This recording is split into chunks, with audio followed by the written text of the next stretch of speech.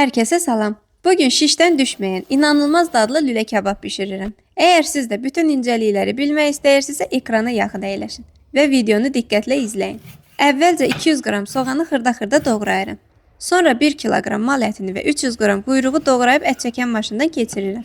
Çəkilmiş ətin yarısını bir də ət çəkəndən keçirirəm ki, kütlə daha yapışqan olsun.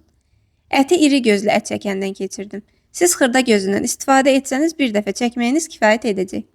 Ətin üzərinə doğradığım soğanı, 2 çay qaşığı duzu və 1 çay qaşığı istiotu əlavə edib yaxşıca yoğururam. Yoğurduqdan sonra əti 80 qramlıq kündələrə ayırıram və şişlərlə birlikdə soyuducuda 30 dəqiqə gözlədirəm. Mən həmişə belə edirəm, çünki əks halda lülə kebab şişdən düşə bilər. Əgər qışda bişirirəmsə soyuducuya qoymağa ehtiyac duymuram. Bu vaxt ərzində servis üçün soğan və keşnişi doğrayıb üzərinə sumaq əlavə edib qarışdırıram. Ətin ələ yapışmaması üçün bir qabda ilik suya duz əlavə edib həll olana qədər qarışdırıram. Ardınca başlayıram manqalı yandırmağa.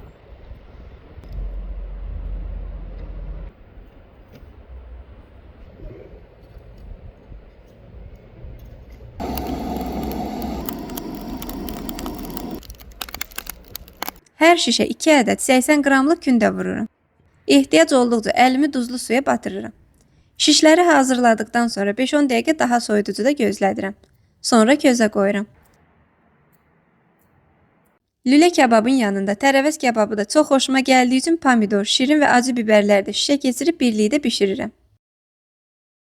Tərəvəzlər közün üzərində qızardıqca his dadı alır və kebabla mükəmməl uyğunlaşır. İndi isə hazırladığım şişləri götürüb həyətə düşürəm.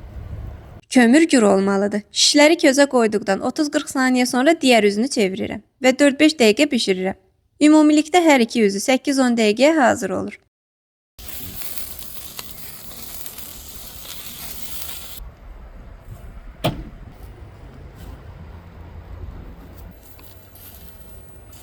Və nəticədə yumuşaq, şirəli, ətirli və dadı damaqda qalan möhtəşəm lülə kebab hazırdır. Hazırlayan hər kəsə nuş olsun. Videonu bəyəndinizsə rəy yazıb dostlarınızla paylaşmağı unutmayın.